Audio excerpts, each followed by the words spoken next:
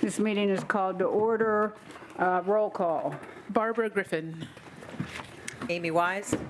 Kevin Kraus. Susan Ivashevic. Bethany Hallam. Manny.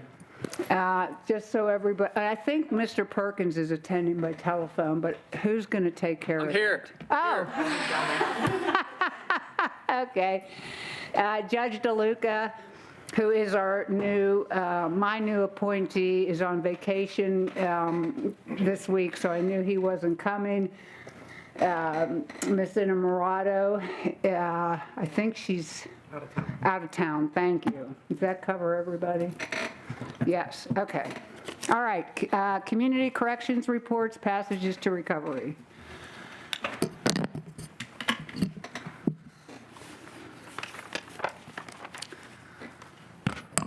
Good evening, Board. Rashawna Bell, B-E-L-L, Facility Manager at Passages to Recovery.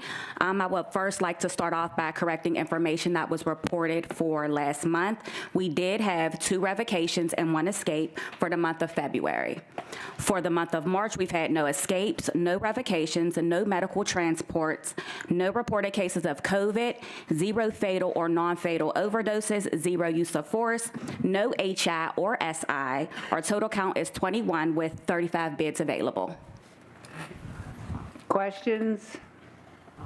Bethany? Yeah, hi, thank you so Hello. much. I have almost no questions, but just one. That was a very You're thorough fine. report. I Thank appreciate you. it. You know, filling the available beds has been something we have been focusing on as a board and as a new jail administration. And so I was just wondering if you have noticed any increase in beds getting filled. I know there's a lot of turnover and circulation, but have you noticed that over the past few months at all? Or has So it been not, consistent? unfortunately, I was going to say it's been pretty consistent throughout the recent months. Thank you so much. You're very welcome. Thank you. Thank you. Renewal.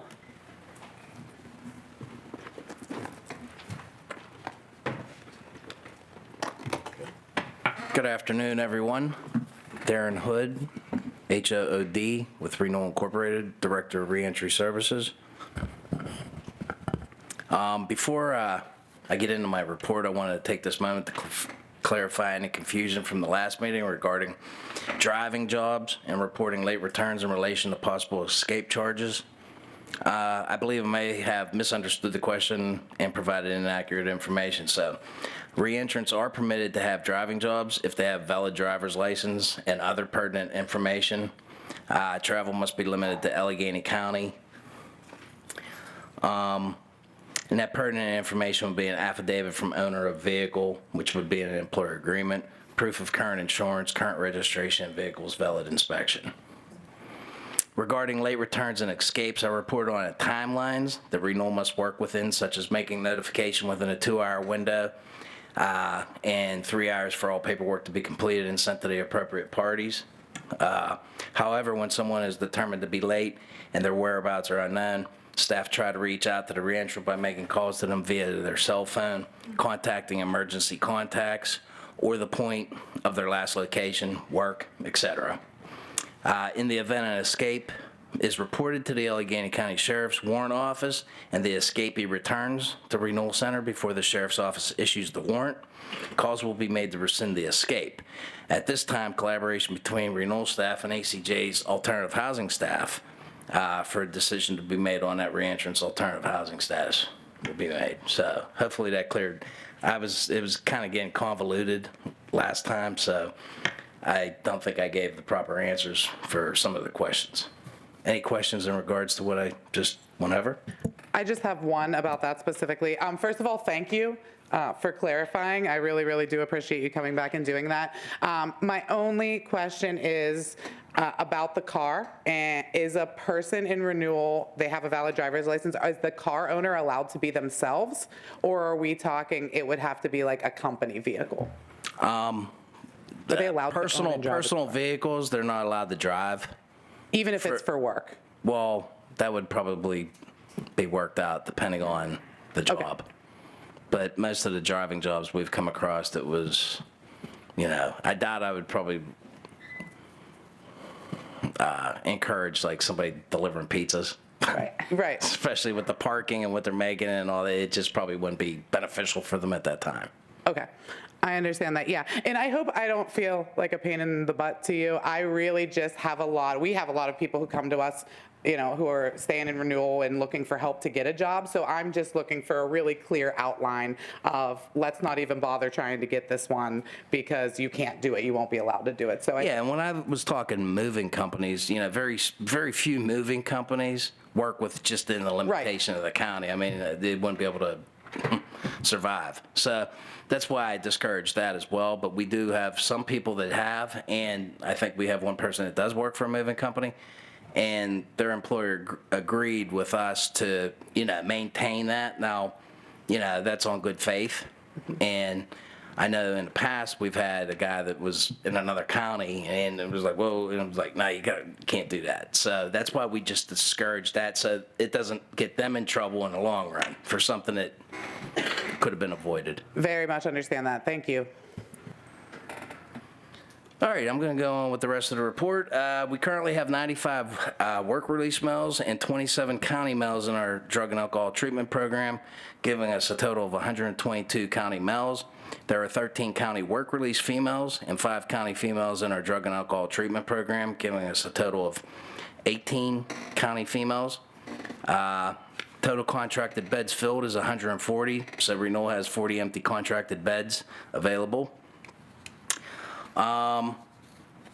Releases, we had 57 reentrants exit the program, 38 successful, 19 unsuccessful, 12 escapes, 7 program revocations.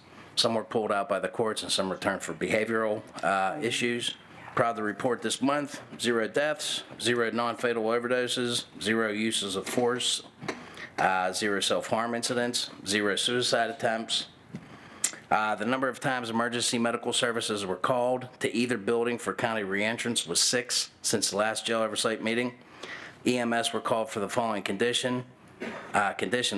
Once for sudden dizziness, once for severe abdominal pains, once for chest pains, once for severely swollen foot, once for labor pains, and once for continuous vomiting. Reentrants continue to participate in community service of various human service organizations within the Pittsburgh area. We're partnering with the Pittsburgh Downtown Partnership for the NFL Draft, so numerous reentrants will be participating in community service for that major event. So we're excited to see how that works out. I think the whole city is. Any questions? It's the same question that I asked Passages about, which was, I know, we have been working to try to fill all the empty beds and lower the jail population. And I was just wondering if you've noticed any uptick in that over the past few months? Yes. Or if it stayed pretty consistent? There's been increase. Yeah, because I think 40 is a lower number. Sometimes we get a large release, like just a bunch Right. of releases, and then so it takes the number down, and then by the time we get, but yes, there's been an uptick. Okay, yeah, I forget what it was last month, but I remember it was like astronomical, and so 40 seems really low comparatively. So thank you for whatever you're doing to help make that happen. You're welcome. Thank you. Good. Thank you. All right. Have a good day. Electronic monitoring.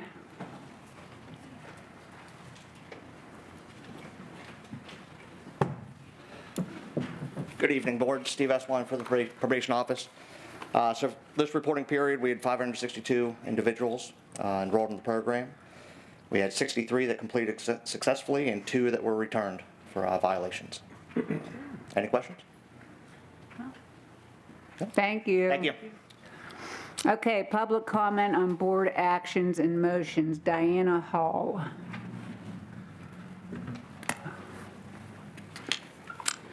Diana Hull from the Pennsylvania Interfaith Impact Network.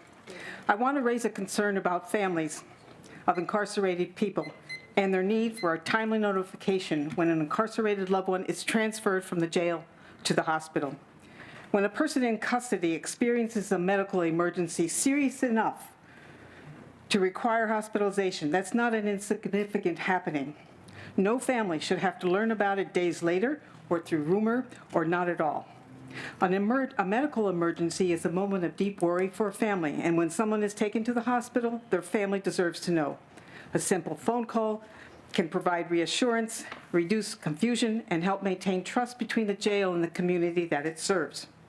For over 200 years, our country has a long and painful history of systemic and structural racism, systems that have disproportionately harmed Black and brown communities.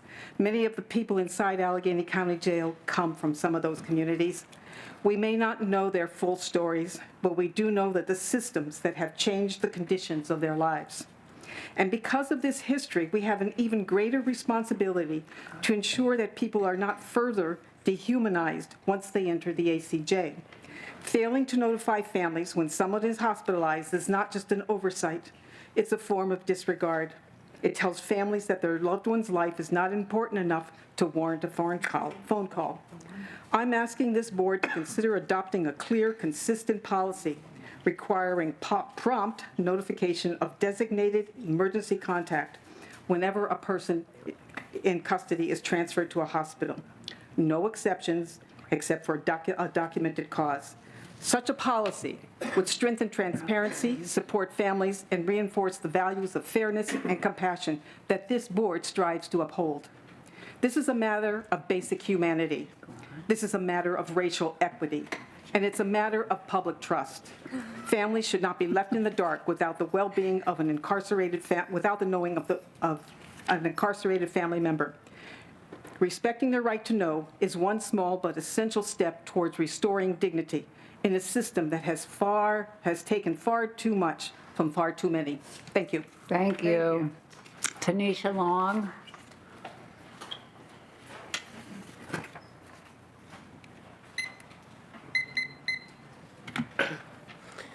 I'm here today to speak in favor of passing the motion to compel the jail to create a policy for family notification. I think it's important that we pass that motion so that we have a clear timeline of when families can expect to receive that policy, because we've waited long enough. A lot of times I get up here and I talk about things that are going on in the jail, things that impact other people, but I rarely talk about what got me into jail advocacy and jail work. And what had actually happened was that my mother was incarcerated and was placed in solitary confinement in the Washington County Jail for 3 months. And during that time, she visited the hospital no less than 7 times. Her condition deteriorated, and no one knew. They didn't notify us. We were never called. Had we been able to intervene sooner, she wouldn't be in a permanent care facility now. These are things that are preventable. A lot of times we bring people to this jail oversight board who are hearing from us or other incarcerated people what has happened to their family members. And for as long as I've been coming to this jail oversight board, we've been talking about how they deserve to know. And that's going on at least 4 or 5 years, and we haven't had a policy. And what I do want to say is it's not on the jail. The board has had time to act. I would say, the pleasure of doing a jail tour where I found out things about the jail that I didn't even know. Things that a lot of people in this audience would want to know, progress and steps that they're making. And I think this needs to be done hand in hand with the jail oversight board. I think the jail needs to create a policy, but I also believe that the jail needs to make sure that they're held to a timeline. I think we need to make sure this motion is passed so that people know when to expect things, because we've waited for years for this policy. And I know it's going to go through a process of drafts, and we're going to go back and forth about it, and we're going to have meetings after meetings where we wrangle over the details. But we need a deadline, and we need to know when families can expect it. One of the names that Sharon says is Tim Menino. He died in the jail, and he was cremated because no one reached out to his family first, and they weren't able to say what they would like done with his remains. And that was 2023, and we were talking about notification policies. So it's extremely important that today we vote to make sure that this policy is in place by June so families know what to expect and when to expect. And I think that's a joint venture between the jail and between the Jail Oversight Board. Thank you. Thank you.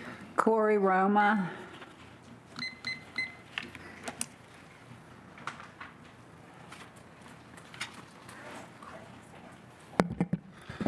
Good evening, Corey Roma. Just kind of piggybacking off of what Tanisha said, I'm also here speaking in favor of the board passing a motion about the timely notifications of, like, for families, for people who are hospitalized in the jail.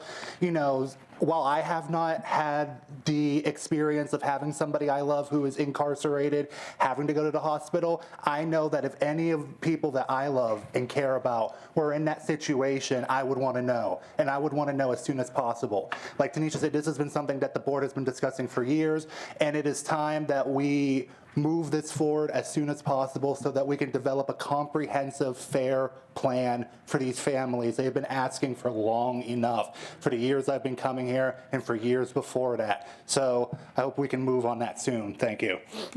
Thank you. Can I have a motion to approve the March 5, 26 meeting minutes? So moved. Second? Second. All in favor? Aye. Any opposed? Motion carries. Old business. Any committee have an update? Okay, I have an update for the Employee Welfare Committee. Mr. Perkins and I met with John Kenstowitz and also Brian Englert and two COs, two officers, sorry, and Dan Jarvis, who is the founder of Healing the Hero. And Healing the Hero is a treatment for trauma, specifically for PTSD. And really, we listened to the two CEOs who had this therapy and said that they had gone to therapists and had a multitude of other kinds of help and nothing worked. And after one session with this Healing the Hero, they were so much better. I mean, it's almost hard to believe because it sounds so miraculous, okay? But they swear by it. And DHS, which I had no idea, obviously studied this system and supports this system because DHS, and I'm not sure if it was through a grant, but DHS has trained about 46 employees of Allegheny County to administer this treatment, including 12 therapists who currently work in the jail. But those therapists focus on the incarcerated individuals and not the COs. So we are going to reach out to DHS and just make an inquiry as to whether there could be any funds left to train maybe 10 COs or so in this therapy so that they can administer it to other COs. Again, apparently it is just, I keep using the word miraculous because it is hard to believe that you could recover from PTSD in such a fashion in 1 or 2 sessions, but it's evidence-based and apparently it's all over the country and it's having great success. And while there are therapists in the jail who have been trained, they're not providing the services to the COs. And also, I remind everybody, you know, what the COs have right now is the Allegheny County Employer-Provided Health Program, which they, you know, call 1-800 and get a therapist. And it's, they don't really trust the therapist because it's employer-provided, okay? But even more importantly is these providers that they're connected with, it takes a whole session to even explain to them, these are my working conditions, this is what I go through every day.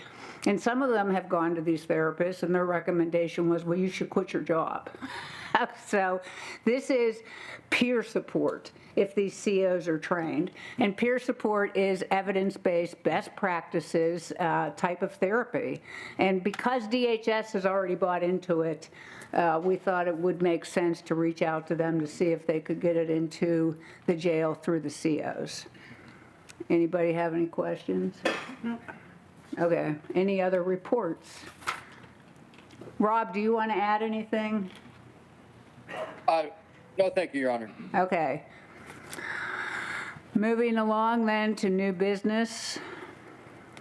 We have a motion by Councilmember Hallam and Mr. Perkins to direct the development of a revised medical notification policy, providing for timely and expanded notification to family members and other specified persons in the event of an incarcerated person's hospitalization. Judge, I just want to clarify. I think there's a little difference between the original motion and this. Well, there was specifically a June deadline on that motion. So I just wanted to expound on what you had on the agenda. The Okay. motion itself still has the June deadline. Yeah, I know. I just Okay. wanted to clarify that that's Okay. what the motion says. Okay, so Hallam and Perkins move. Is there a second?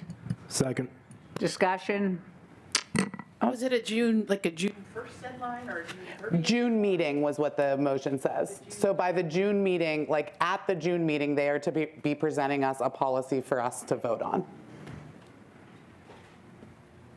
And I guess I'll discuss just because, I helped draft this motion. A couple of public commenters spoke to a lot of what I probably would have said otherwise about this is something, going back to when we were having virtual meetings at the beginning of COVID, this is an issue that we have been talking about on this board. I'm very grateful for all the new members who were not on the board back then.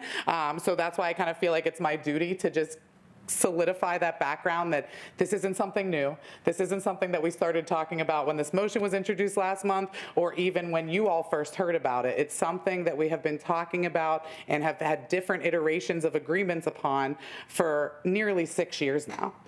And we see even by the one online public comment that was submitted today that overwhelmingly, the comments we receive, the calls I know I and at least Manny receive as jail oversight board members, it keeps going back to the issue of, I'm worried about my loved one. What's going on with my loved one? And we've heard stories of loved ones showing up to the front desk at the ACJ, freaking out because they can't figure out where their loved one is. And when that happens, almost every single time the person's at the hospital.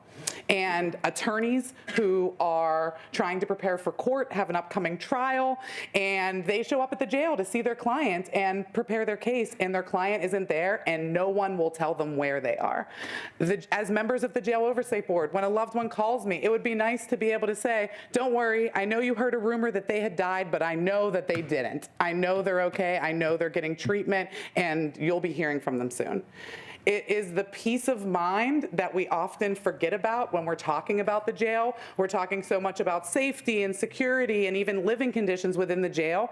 But think about how many more people that are in the jail are loved ones on the outside who are impacted every single day by having a loved one who's incarcerated, whether it's because they're having to spend money so they can eat or call home, whether it's just the worry, the staying up at night. My loved one calls every day at 4 p.m. and today I didn't hear from them. Them getting messages from someone else using their loved one's tablet or from someone else in the jail that knows them saying, hey, I saw your loved one pass out today and was taken off in a stretcher. And then they don't hear from them for days. That is what we're talking about. It's about the people who are involved, the people who are worrying, the people whose job it is to care about them, not knowing what's going on with their loved one, not knowing if they need to call the jail and get access to see them, to call the courts and get access to see them because maybe they're on their deathbed, not knowing if they just cracked their head open and getting a couple stitches and are going to be right back and are going to be fine. They don't know. And the lack of information, the unknowing is the scariest part. Last month, we said, hey guys, let's wait till next month to do this motion. It's going to be non-controversial because everyone seemingly agrees in some variation of some sort of notification.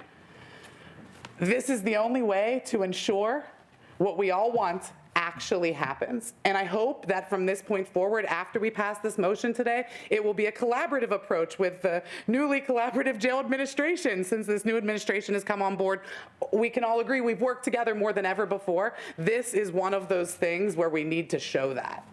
We need to show that we can work together, we can craft a policy that works for all of those parties involved, and we can ensure that June the first Thursday in June is the last time anyone will have to worry about where their loved one is when they're in our care and our custody. So with that, I will hope that everyone has the courage to vote yes, that we trust our jail administration to do the right thing and present us with a policy that actually works and actually informs the people who need to be informed. I will be a yes vote, and I hope the rest of you will be too, and thank you for giving me that time. Okay, I would just note that the current policy does provide for notification to the emergency contact in the event of serious illness or serious injury. So that is already taking place and it's in effect. Judge, it does not. Also, in a perfect world, it would be great to pass this policy, but we don't have a perfect world. We're broke. Allegheny County's broke. Just like the shackling, okay, of the inmates, which was supposed to take place by the hospitals, which we've never heard about again because they've rejected it.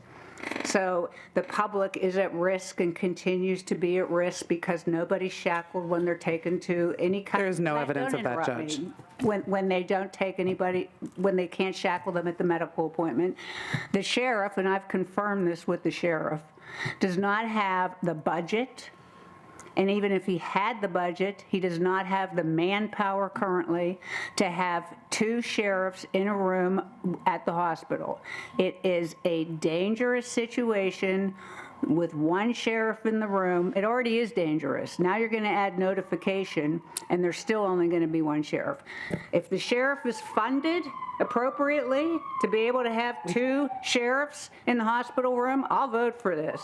But until he's appropriately funded, I'm voting no. Does anybody else want to comment?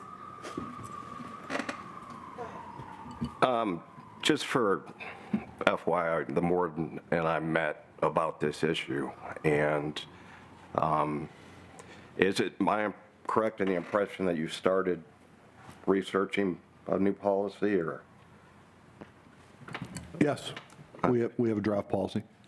Based on our conversation and my serious safety concerns, I vote no. We're not voting yet, Sheriff. You're opposed to it. You're opposed. Yeah. Yeah, okay, I just wanted to... All right, sorry. Anybody else want to say anything? I guess, so I've never seen the policy. I don't know what's in the policy. I guess I'm confused about the sheriff's role in it, because you're saying that the sheriff, because at the hospital, that's where you are, and that you, and I haven't heard any opposition from the jail administration in terms of wanting to notify families about what's happening. So I guess I'm confused as to if we mandate that you create a policy, it sounds like you could create a policy that's not ever enforceable or doable without the sheriffs being involved. No, because they would notify the family. They're out of the jail's custody. They're now in the sheriff's custody, but the jail's going to notify the family, okay? And the sheriff's responsible for protection. Okay, you with me? Yes. Okay. Then what does this funding the sheriff have to do with the jail?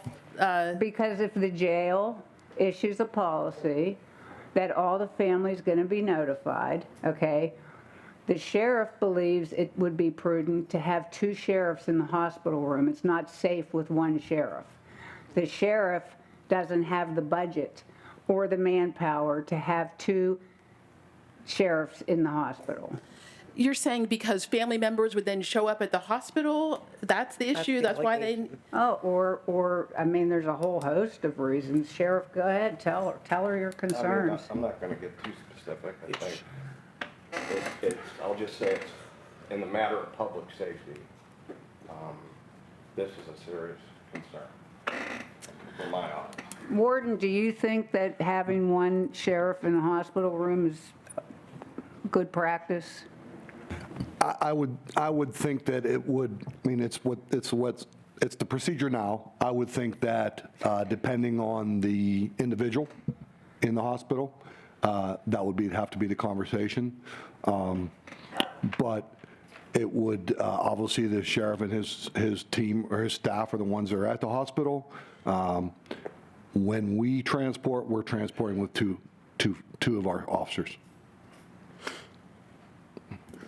It seems to me like that's a separate issue that could be dealt with separately in terms of hospital safety and how you manage visitors. And isn't that something that the hospitals manage, whether the person is incarcerated or not? Like you have to, like if you can't go to the maternity ward or the nursery without some sort of special ID, or in children's hospital you have to have a special wristband. I mean, it seems like that issue seems to be separate from notifying the family that this person is on the way to. My understanding, and I don't want to speak for the sheriff, but my understanding is an individual, even though released to a hospital, is still an Allegheny County, under custody of Allegheny County.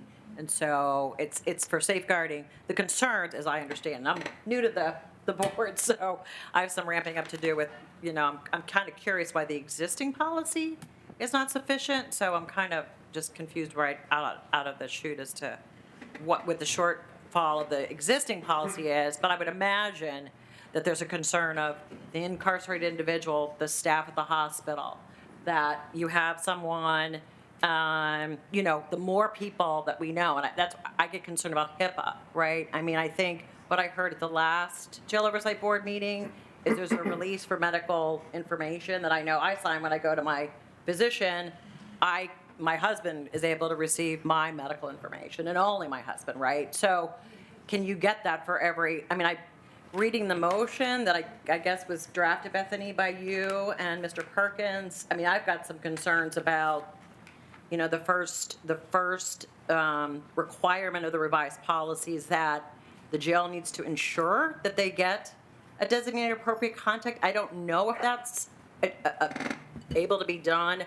I see in here that notification is suggested to come to the board.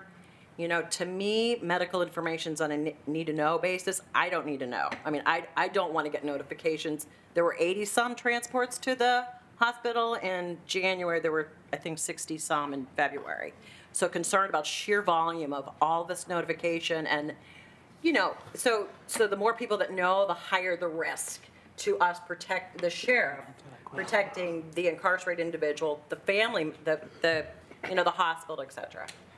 Can I just answer a couple questions here? Because it seems like folks are debating what the policy should say. I'm not sure what document you're referencing, but the entirety of the motion was a couple words that was in an email and was added to the agenda. There is no two-page motion. There was a draft policy that we had circulated months ago, but the actual motion that we're voting on today Is 2 pages. No. This is the motion that you and Mr. Perkins disseminated. Circulated last month. Yeah, no, what we That's are the voting on is motion. just create a policy and present it to us by June. No, this is the motion that we're voting on. It's 2 pages. You and Mr. Perkins drafted it. No, the only part of this, you're reading whereas clauses that are suggesting things that have happened. If you look at the actual language of what's in here, it does not specify what should happen or what notification should look like. It's just suggesting what in the whereas clauses. That's not the same as the binding language of the ordinance. No, under it is hereby moved, right? No.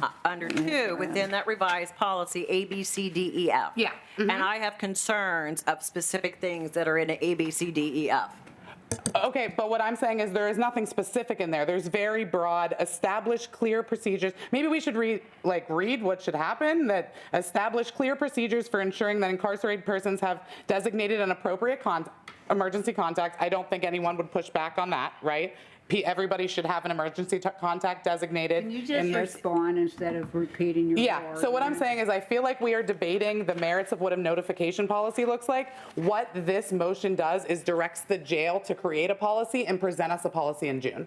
And in June, we are to vote on said policy. We are not voting on a policy today. We are voting on directing the jail to draft a policy and present to us for us to vote on at our June meeting. I think a lot of these conversations are very appropriate conversations, even though I disagree with a lot of what's being said, but they are very appropriate conversations to have when we vote on an actual policy. All we are voting on today is to tell the jail to create a policy so that people have an emergency contact loved ones are notified. There is no specifics in there about how many sheriffs are with a person, Right, about whether because somebody's we don't shackled or not. control the sheriff. We don't control the sheriff's budget. We can't order the sheriff, add another guard in the room. Oh, you don't have any money. We are not You doing that, can't do- Judge. Of course we can't. We That- don't have authority well, to do it. I disagree But that. if I we fund pass the this sheriff in pol- my capacity as a if we council pass member. this- Well, not as a job member, okay? No, I agree, but we're here not on doing that with job. this motion. This Right. motion does not direct the sheriff to do anything.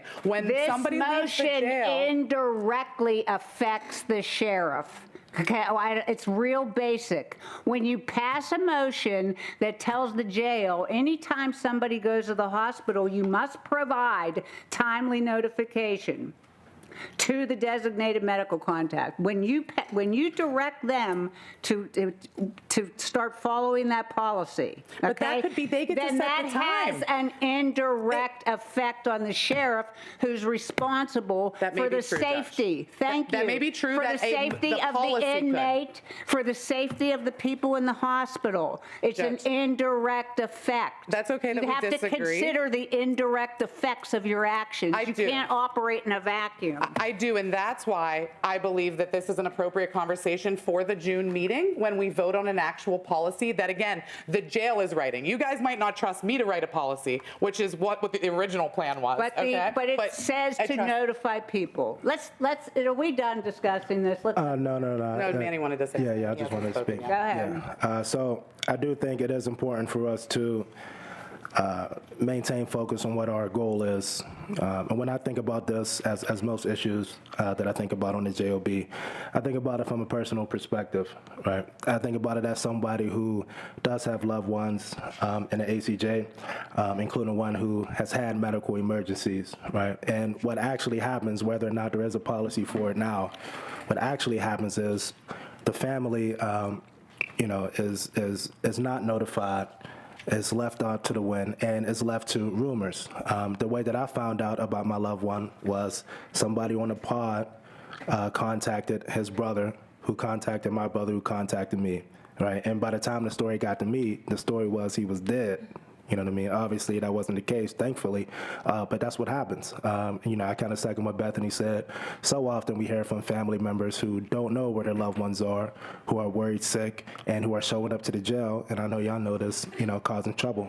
So what we're talking about, the notification, again, seconding what she said, is about peace of mind, is about basic respect and dignity,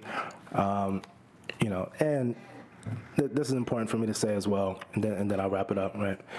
People who have loved ones in the jail understand that the jail staff, the jail administration did not put them there, right? We understand that the jail are not the ones keeping them there, right? But we also understand that while in your custody, you have a responsibility to them. We understand that part. All right, so we can deal with people being in jail even if it's 2-3 years, which I have loved ones who've been there even longer. But, when something happens, you know what I mean, or if somebody just pops up missing, I do think it's the jail's responsibility to make sure that at the very least their emergency contact or even a lawyer is made aware of what's going on, at the very least, for that peace of mind. And I understand what they're saying. That may have an effect of, an increased security risk at the hospital. Whether or not there's any evidence of that ever happening, I'm not sure. You know what I mean? So I'm thinking more so about the position of the families who have loved ones who are going to the hospital. We know that's happening for sure, and we know that they're not being properly notified. You know what I mean? So that's it. I just want to add real quick, too. I'm not an attorney, but I don't know that you can release medical information to an emergency contact. I think my understanding is that you have to sign something that says, I am amenable to my medical information being released to John Doe, and that needs to be signed. That's what we're asking. This also is kind of moot because it is my understanding that the warden has made a policy and he's just about to distribute it to us to review. But nevertheless, let's take a vote. I'm sorry, Judge. I know Ms. Griffin wanted to say something, and I can go after her if you'd like. But she's had her hand raised for quite some time. Oh, sorry. Sorry, I can't remember exactly what I was going to say, but it seems like there's more work to be done on this issue. I guess I wasn't aware of all the work that really needs to be done. And my inclination is to, I know it's an important policy. I definitely think that there should be a notification policy, but I would just like to see us be deliberate about it and keep the discussion going. I'm also, I hear a lot of talk about informing loved ones and loved ones being worried, but there's also the main driver of those notifications has to be the incarcerated person. Sometimes people love them, but they don't love that person. They don't want so-and-so to know anything about their history or what's going on in their medical condition. So I think that has to be the driver rather than people who are seeking information on this incarceree. And also, I do think that it could be dangerous when you get information about where that person is. Maybe there's someone with intentions to harm that person, might get that information. So I just feel like there's a lot more work to be done on it. And I'm hoping that that we at least share the concern about notifying families when the incarceree wants that family member to be notified. So hope we get to that point. Yeah. Okay, thank you. I'm calling for a vote now. Manny? Manny, do you vote yes or no? Yeah, I vote yes. I vote yes. I vote no. I vote no. I vote no. No. Wow. Mr. Perkins? Bare minimum. Mr. Perkins? Doesn't Well, matter what he votes. Okay. We can't undo it. Warden's report. Good afternoon, Board. So I wanted to report the unfortunate on March 8th, I notified you that night, it was a Saturday, about Mr. Cochran, his death. That is still under investigation by the Allegheny County Police, and we're waiting on the final report from the Health Department. When we receive that, we can have a further discussion at your request. Last Monday, we started 23 new cadets at the ACJ. As of this week, we still have 23. We will let you know when their graduation is, and we'll invite you like we did last time. The employees of the month this month were caseworker Melissa Hill and Officer Matthew Lyons. Melissa Hill works with our female population, does a great job with that population. She's making a lot of differences with our female population. And Officer Lyons did a really good job saving an incarcerated person from hurting himself, and it could have been a much worse outcome if Officer Lyons wouldn't have jumped in. So we recognize both of them. Talked a few months ago about Dr. Conte coming to the facility. We are going to bring him back in soon to work with our first line supervisors, our sergeants, about verbal de-escalation and different techniques that they can deploy. And also I talked to you about Dr. Angela Hawken from BetaGov. She runs a company called BetaGov. Have a lot of experience with her. She's coming into the facility. She's toured once. We're going to work with her on bringing different trials and programs to the facility that are going to benefit our staff and benefit the incarcerated folks.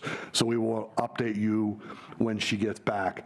Both of these folks have national experience in corrections, and we're looking forward to them assisting us as we move forward. We did add the phone room that we've been talking about for the last few meetings for the corrections officers to connect with their families. We added that, and we're looking at adding cameras in there so they can connect with their families after long hours with more than just a phone call, actually doing FaceTime and things like that. For months, maybe years, there's been talk about a compensation policy. I'm very happy to report, and I think Deputy Clark is going to talk more about it, but as of last week, we started compensating folks in the facility, the incarcerated population, for programming, for schooling, for certain jobs.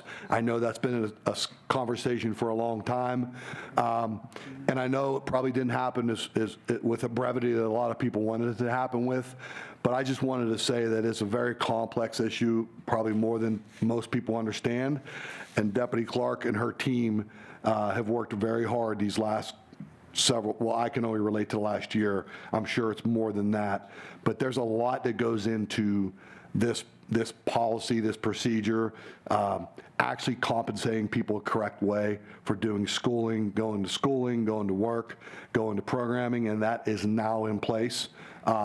We're gonna modify where we need to modify. We're going to evaluate it. We're gonna look inward at how it's going, and then we'll continue with the phases, and we'll continue to expand it, make it more robust. But I just wanted to say that only being here for a year and watching Deputy Clark and her team bring this all together to the point where it is now, where people are being compensated in that facility for the first time in the existence of that facility, I wanted to just make sure the board was aware of that. And that's all I have. Thank you.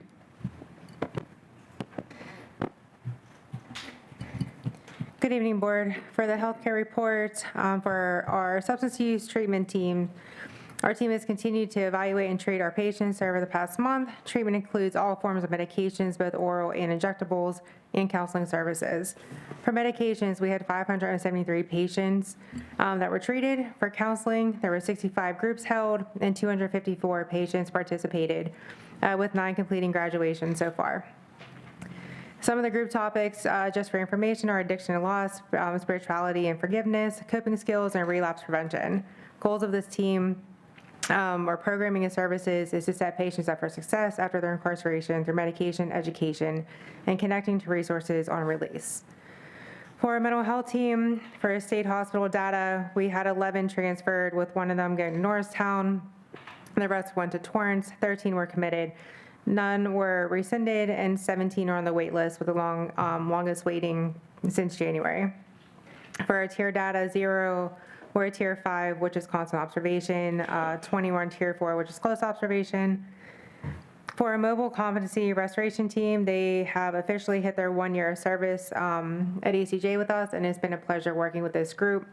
Some data that they provided for me to give to you guys over the past year: they worked with a total 145 patients, and they diverted 41 cases from the state hospital systems, and that's either through rescinding their commitment or diversions to other community resources or, other institutions, which is really successful for their first year.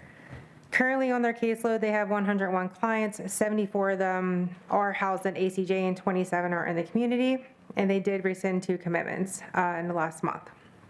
For the physical health team, for sick calls for medical, we had 35 in a queue as of yesterday, and for the month of March, they had 1,304 completed. For the mental health, 6 on the list. 1 day was the longest waiting. They completed 467 last month. For dental, they had 4 waiting. Longest wait was 1 day. They completed 289 sick calls last month. And for the psychiatrist team, there's 423 in the list. Longest waiting 27 days, with 1,261 visits completed. For our medical refusals at intake, there's 20 last month, and that is always for different reasons for instability that they come in with. They get them cleared at the hospital first. For chronic care and clinic operations, this is just some information for our clinic that operates. Each month, we have multiple specialties that come into ACJ and to see our patients. Some of these specialties include public health, infectious disease, cardiology, optometry, or OB/GYN, orthopedics, ultrasound team, PAR, and Center for Inclusion Health. This past month, the clinic has 1,650 visits completed. New to this team for the upcoming month is a new program that we are starting. We were able to onboard a wound care specialist provider. She is wound care certified, and she will be treating our patients and providing education to both our staff and the incarcerees, which is really exciting to get this started. Some other information for you guys. Every 2 weeks, we send out a report to all healthcare staff and the administration on items in the following topics. I'm going to start giving you guys some highlights from those reports, because this report goes out to all the staff. It gives the staff an opportunity to participate in this report, and they're the ones that submit a lot of the data. So one of the topics is called "It Has Been Noticed." This section gives staff an opportunity to give shout outs to their coworkers, and not just other healthcare staff. Shout outs get submitted all the time by healthcare for other officers, school staff, reentry staff, and honestly anyone else who shows good collaboration and team effort. Some of those shout outs this month were to the mental health staff, specifically related to the juvenile population. This collaboration has led to growth between therapy, psychiatry, and education. Shout out to an officer for being helpful and helping an elderly person with dementia navigate the intake process with kindness, compassion, and patience. Shout out to another officer for always going above and beyond, explaining things to the incarcerated on processes and walking them through step by step. For training, the public health team has distributed educational material to the staff and incarcerated. This is a monthly thing that we do. It goes out to their tablets and it gets sent out to all the healthcare, the whole jail staff. This month was on National Colorectal Awareness Month. And then we had our monthly AHN simulation training, and this month's topic was on IVs and PICC lines. This gives a chance for any healthcare staff, and we do invite the operations staff as well to stop in and say hi and see what kind of cool toys they can play with, you know what I mean, and kind of learn what we do as healthcare. For recruitment and retention, there is a new healthcare recruitment video out. It was posted and aired on YouTube this past month. It's joinacj.com. You can see it. The leadership has continued to meet with universities and other institutions to bring awareness of correctional medicine and open opportunities for clinical experiences. And piggybacking off of that, our mental health department has accepted interns for this summer from various universities, including Pitt, Slippery Rock, and IUP. This will enhance our programming within the jail and provide an inside look at our operations at the ACJ, and hopefully promote positivity regarding jail programming and give the opportunity to experience a jail setting with hopes for future job prospects. This month's report for programming is that Ramadan concluded on March 20th with a feast where over 150 participants were able to enjoy being together and celebrating that day, as well as some good food. Today, for the first time, Bishop Ekman visited the jail for Holy Thursday, although we do this every year. This is this bishop's first visit to the jail, so he performed a Holy Thursday Mass and also a washing of the foot ceremony. The administration and other teams at the jail want to recognize and thank the Foundation of Hope and Trinity Food Services for their diligence during Ramadan, Passover, Lent. They did a great job meeting the religious needs of the incarcerated population. The Foundation of Hope, with the support of the unit management team, hosted a jail-wide March Madness free throw competition. Over 450 people participated in the event, and on March 27th, the winner was crowned. Population management, the average daily population of the jail, excluding alternative housing, in March was 1,729. The population as of yesterday was 1,708, which is down 2% from 30 days ago and down 5% from 1 year ago. The average length of stay from March of 24 to March of 25 was 77 days. The average length of stay from March of 25 to March of 26 was 52 days. This is a 32% decrease in length of stay times. On March 6, Judge DeLuca, Judge Sweeney, and Judge Hickton all toured the jail. We appreciate their time and collaboration and their willingness to come and see all the things that we do at the jail. In reentry services, on March 13th, 19 employees from the jail's programming team attended the Allegheny County Anchored Reentry Summit at CCAC. It was a great opportunity to connect with all the local reentry providers as well as reentrants. On March 16th, a team from the jail toured Renewal's new recovery house. It was great to see the initiatives that Renewal's put forth for that, and we look forward to seeing that open in the coming months. Educational services, on March 20th, members from the Department of Human Services SJC Community Advisory Board attended a jail tour. And on March 25th, as the warden alluded to, the Vocational Training Incentive Program launched. The first week of incentive payments just concluded, and we have a total so far of 377 participants that will receive incentive payments from that. You know, as the warden said, this program did not come to be as fast as we wanted, the board wanted, or the residents of the jail wanted. But we were very diligent in how this program rolled out to make sure that it was done methodically and in a way that we can ensure accuracy. It was also done with several teams that I want to acknowledge tonight for their hard work and dedication, and that's the county's DIT team who took leadership on the software development. That in and of itself took 2 years to complete. County Stat, who is always incredible and steps up for us to put together reports and things that we need. They came through for us in a big way, and I want to acknowledge them, as well as Amy Kroll, Victoria Wozniak, the officers, educators, and incredible employees at the jail that really have made this huge initiative happen. And lastly, I want to announce that we have someone here from Amachi tonight to talk about their parenting class that they're doing in the Reentry Center. As I stated last month, we're going to try to have some of these providers come monthly. So tonight we have Shayla Watson and Tracy Bowles to talk about the programming that Amachi has in the jail.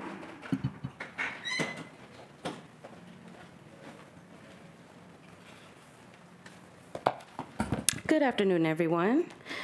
My name is Shayla Watson. This is Tracy Bowles. We both work at Amachi Pittsburgh. Quick show of hands, how many people are familiar with Amachi Pittsburgh? Okay, good. Yeah, okay. So for those of you who are unaware, Amachi's mission is to empower, nurture, and protect those most vulnerable to the criminal justice system. I created a fancy little acronym so we could all remember all of our programs together. So it's 5 programs. First one being First Chance Scholarship Program. It's facilitated at Carrick but open to all 11th and 12th grade students who with incarcerated caregivers. There's mentorship and they explore career options, and the scholarship money can go towards any secondary post-secondary education. We have an ambassadors program that is for high school age students. Their programming is also mentorship. They're learning leadership, advocacy, and also receiving career prep. We have mentoring. We have one-to-one mentoring and school-based group mentoring. We have 20 mentees in waiting. So if anybody would like to be a mentor or know anyone who would like to mentor youth, we more than need the help. 4 is family strengthening.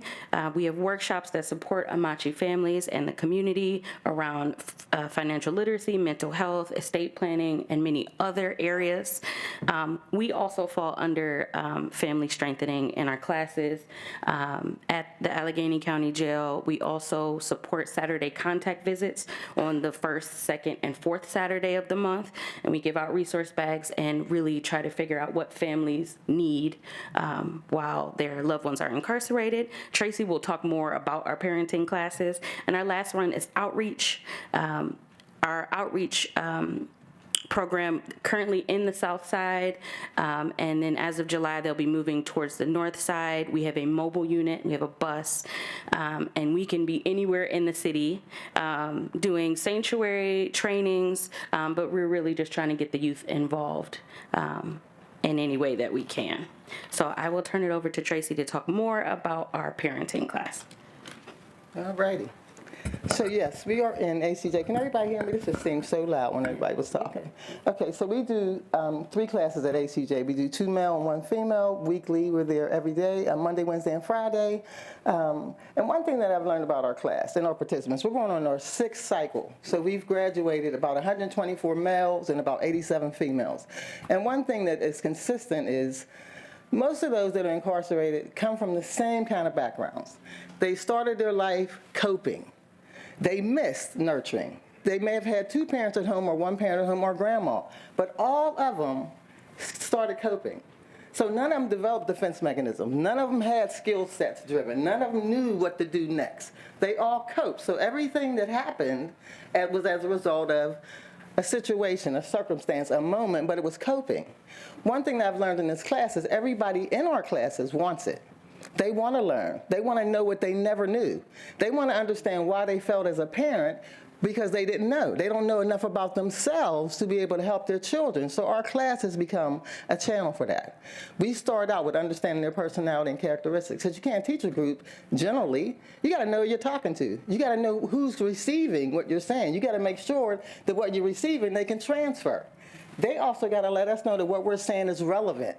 So our class is geared at making sure that the person that's in our class, the participant, is the most important person. So we understand that it's a jail, but that person also has to get back in society. So we can't see them just as a convict. We have to see them as me, one day removed. Today I'm here standing in front of you, but anything could happen tonight. Tomorrow I could be there looking at all you saying, hey, It's still me. Don't see me different. Recognize that something happened in a moment. I made an error or a judgment, but I still need what I need. So our focus is on making sure that everyone that we sit with, everyone that we take a class with, everyone that we spend time with understands growth and change, understands that they must learn how to have some emotional regulation, because it typically is the tipping scale for most things. If you don't know how to regulate your emotions, if you don't even understand emotional intelligence, then every act that you do will be based on how you feel, what it means only to you, not on the consequence. That doesn't come in emotions. There's so many facets that are missing in our children in school today and in our adults that are raising these children. So we must take a graver look at the people that are incarcerated from a different perspective, because a lot of it is just what they never got. You'd be amazed. You can come to our classes at any time, anybody. We actually encourage people to come, because you would be amazed at the communication back. You'd be amazed at some of the things that they say. You'd have to look at them, the 55-year-olds and the 61-year-olds, like, I never knew that. The one thing we start with is you are the architect of your life. And they're like, explain that. The simple phrase. But they never knew that it's truly all my control, that I don't have to listen to the woman that's telling me, go make some money, we gotta eat. You know, it's a shared responsibility. It's the simplest thing that will take them off the curb and land them where they're at. Or another one is, you're responsible for every part you play. What does that mean? To you and I, we may understand it fully, but to them, it's no, I went because it was my brother, or my uncle, or my mom needed. But nobody's looking at the consequence. See, it's the simple things that people weren't taught that make a world of difference. We're here to teach that. That is our focus. That is our foundation. That is what we are genuine about. Thank you. And we actually brought a pamphlet for everybody. Yeah. You want to pass them to the auxiliary team? Yeah. Thank you. Is this all over this? Yeah.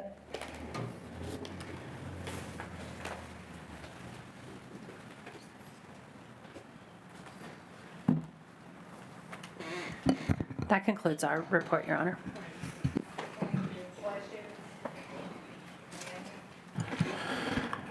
All right, so not so many questions today, but a couple things I just want to say.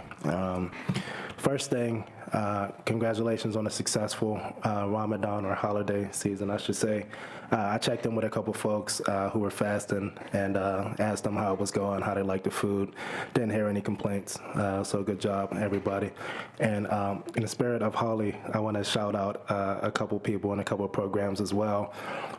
Over the past month, we met with technically 3 different people who have like 3 different programs that's related to the jail. So not necessarily as a committee, but just as jail oversight board members.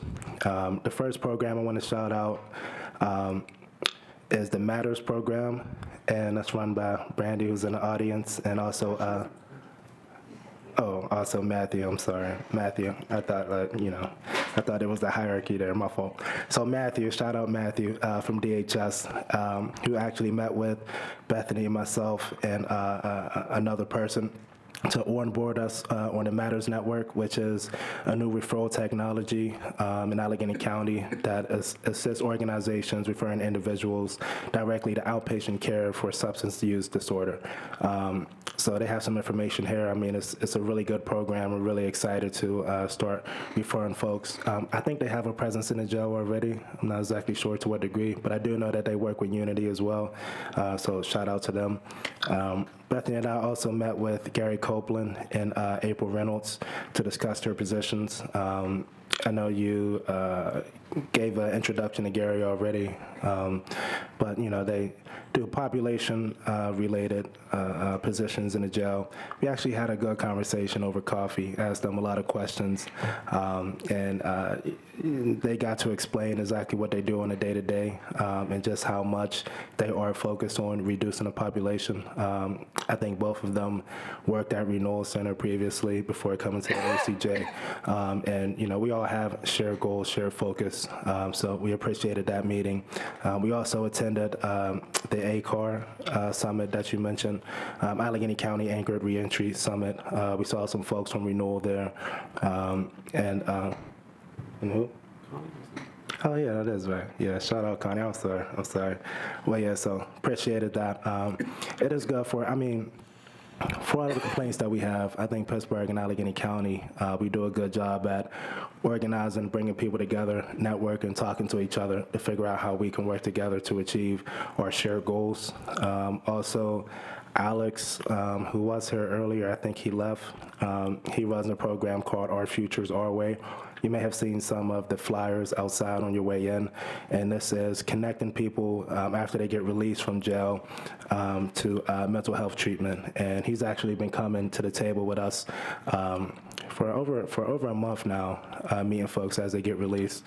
We had a couple meetings with him to talk about the program, which I think is super dope. So.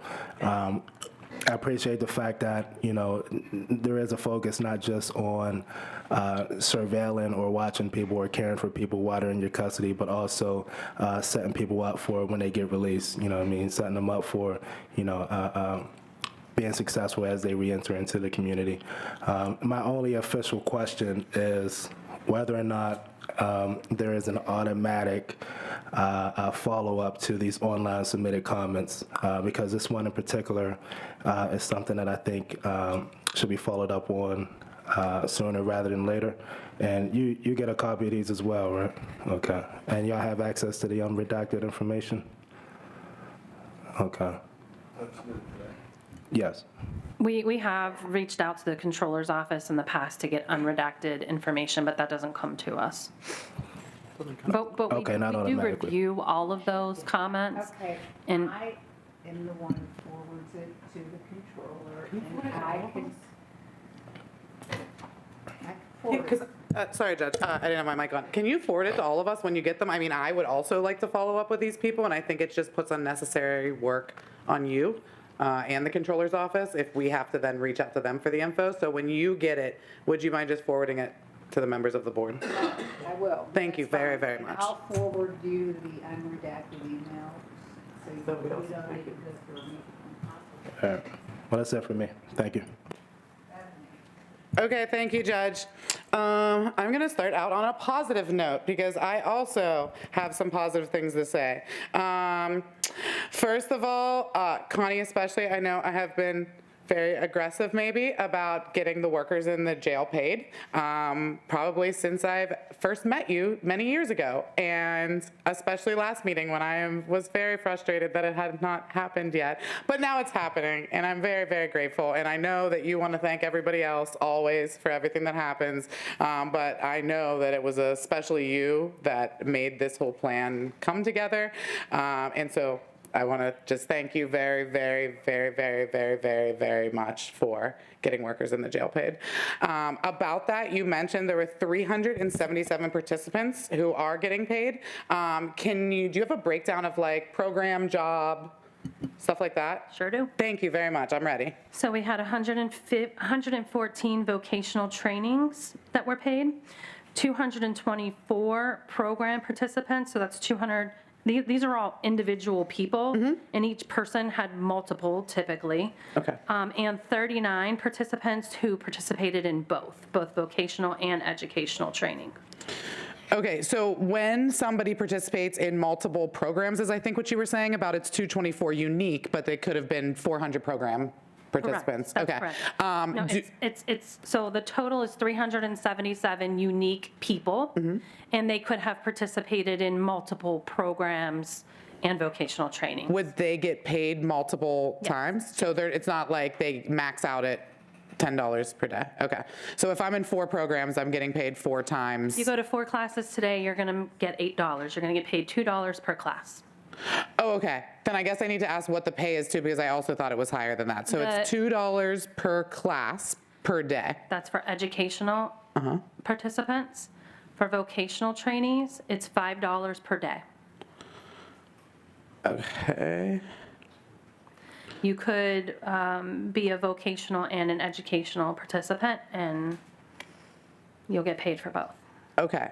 Great. That is very helpful information. I appreciate that. So now I know from having did a fiscal analysis and lobbied council members to fund this, and from just years of working on this, that there are a lot more than 114 workers in the jail. Actually, the number that I used in my fiscal analysis years ago was like 225. So can you give me a breakdown of like who those workers are and which workers are not included in I don't the have a pay? breakdown of all of the vocational trainees. Okay. But as I've said in the past few meetings, we've included all vocational trainees, with the exception of people who work on the pod in which they live. So people keep saying pod workers aren't getting paid. That's not accurate. If you go to a different pod, we have many specialty units in the jail where people report to do vocational training every day. Those individuals are getting the incentive. The people that are not at this phase of the program are individuals who are doing vocational training on the pod in which they reside. That is for phase 2, and that will come once we get this initial phase in a place where we feel like we're ready to branch out from. Okay, so what do you guys call the people who work on the pod and they live? Because the only term I've ever heard was pod workers, and I heard that the people who go from pod to pod are called hall workers. We've renamed all workers. Okay. We have more professional names now. What are they? So now they would be called custodians. Custodians. Okay, so everyone, including people who work on the pod in which they live, are called custodians. Right. Okay. Food preparation Culinary. Oh, everybody has a different name. I'm sorry. I thought you were calling everyone custodians. No, it depends on what vocational training program they're participating in. Okay, so custodians are the people who work on the pod in which they live. Right, or you referenced hall workers. Those are hall custodians. Hall custodians? It's about the type of work that they're doing, which is primarily cleaning and taking care of those areas. Okay. Okay. And then culinary is the people who prepare and serve the food? Correct. For both incarcerated people and staff? Correct. Okay. And laundry workers are called? Laundry workers. Laundry workers, okay. And the people who take out the trash are called? Supply or warehouse workers. Okay. I just want to make sure this is consistent, and then I will never have to ask you any of these questions again, okay? Supply and warehouse workers? It could be either or. Some of them are doing more Some are like supply, trash runs, but a lot of those people do both. Okay, what about the people who are doing like the basic maintenance and the painting and stuff like that? Painters. Painters, okay. Is there any? They do not do maintenance. They're just painting? Right. Okay, is there any job title that I did not mention? Biohazard. Biohazard, which is? People who clean up biohazard materials. Okay, gotcha. And my understanding is that all of those different categories are only staffed by male incarcerated individuals, except for culinary, which now has women incarcerated individuals who are preparing and serving food for staff, or just one of those two things? They do both. Okay, so women who are incarcerated can prepare and serve as culinary. In addition, we have female biohazard workers. Okay. We have female hall workers who work in the level 6 hall. Okay, hall custodians. Yes. Gotcha, okay. Okay, just wanted to get that all down. And so there is very much the intention that custodians will be getting paid soon, because it just seems so weird to me that there's all these other categories of people who are getting paid except them. I want to be specific that custodians are getting paid right now, just not custodians that are doing training, vocational training on their housing unit. So other custodians, like right now there's a category of custodians that are getting paid. It's hall custodians. Right, I got that. I separated those as two different things. Specialty housing unit custodians are getting Right. paid as well. It's just the incentivizing of the custodians that are doing that on the pod in which they reside.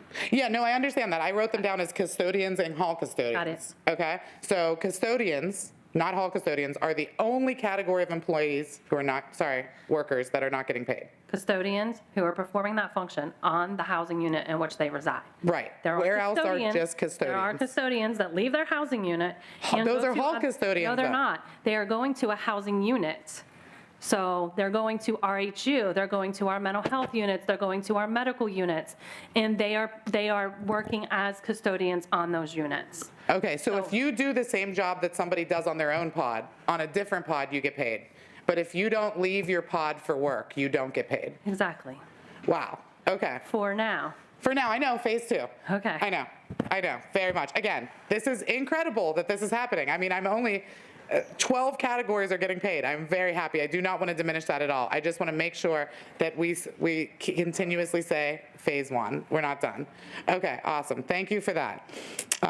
Really, truly thank you for making that happen. Next nice thing I would like to say is a couple weeks ago, it was shortly after our last meeting, I had a loved one reach out to me, again, freaking out, not knowing what's going on with their loved one who was incarcerated. And he was not taking his medication, his mental health medication, and he was compensating very, very rapidly, and it was very scary for the family to have no idea what was going on because of, I guess, his classification on his pod. He was not having access to talk to his loved ones. They were very concerned, and I reached out, and the warden, Olean, and Susie, who's the manager of video visits, all worked together to facilitate a young man to connect with his family, and they were just so grateful. I believe they sent a really, really nice email to you after, Warden, just thanking you and telling you how much it meant to them. And so I just want to make sure you guys all know how much it means to me too, that I am able to relay that information to you. And just want to remind folks that not everybody knows to call a member of the Jail Oversight Board. Not everyone has loved ones advocating for them and calling people to help them. And so thank you guys so much for making that happen. It meant a lot to them and me. Okay, moving on. Since it seems everyone, I also do, for the record, want to note that the elected sheriff came to vote against innocent loved ones not being notified about their family members having emergencies and being rushed to the hospital, and then left. So just wanted to document for the record that the sheriff left after casting that vote and is not presently here with us, for the record. But since, folks want to talk so much about safety and security, I have a thing that I would like to talk about, which is the doors of the jail. The doors both where the visitors come in at the front door near where we table every Wednesday evening, and also the doors that we go in, what is that called, the employee entrance, that we come in for an unannounced inspection, employee entrance, I don't want to give a timeline of which they have just been open. The employee entrance doors are just ajar. About a few days ago, someone walked in off the street to turn themselves in and thought that was the entrance to the jail because the doors are broken. And I do not think it is anybody's fault that is sitting up here, because I, being on this board for years, know how facilities requests work at the jail, and it is absurd. It is absurd that there is water pouring down through the ceiling in intake. I know that everyone sitting here is very frustrated by it, but they can't fix it because it is not them who control facilities at the jail, and that is unacceptable. The water's one thing, the temperature was another thing I know you guys have been dealing with. The door thing is absurd. If we want to say we care about safety and security, then actually care about all of the aspects of that, and having doors unlocked at the jail is a safety concern. And I know that people have been reporting this to facilities for months and months and months. I know the front door, every time I'm at the jail, gets worse and more unlocked. They send someone to fix it. Okay, but why are you talking about this here? You should talk about this at your county council meeting, because Judge, we have no when control I try over that, they tell me to facilities. talk about it at my jail oversight board meeting. And so I'm talking about it here because there is a member of this board who does control facilities, and it is unfair to the people who are sitting here to have to hear arguments by these people on this board about safety and security when they and their staff are put at risk every single day. I'm not disagreeing with you. Because of the doors. I am not disagreeing with you. I'm Yes. saying there's nothing this board can do about it. We don't control facilities either. Well, there's also nothing this board can do about the sheriff's budget, yet that was discussed in depth tonight. Yes, because So- the action you wanted to take affected the sheriff. And I am going to, at the next meeting, introduce a motion to mandate the fixing of the doors. So that's why I'm talking about it tonight, to give notice. Please fix the doors. Do not make us wait another month. It is unfair to everyone housed there, everyone who works there, everyone who visits there, to have to continually keep dealing with this and every other facility issue at the jail. It has gone on too long. Second thing, is, I am wondering about what's that report called that Jesse sends us that's like the extra detail about your like deputy warden's report on medical? I don't know what you call that report that Jesse sends us where it has like the sick call, wait times, that stuff. Deputy's monthly report. Oh, that's literally what it's called. Okay. In that report, which I have handy in here, it says that the longest wait time for sick call is 2 days.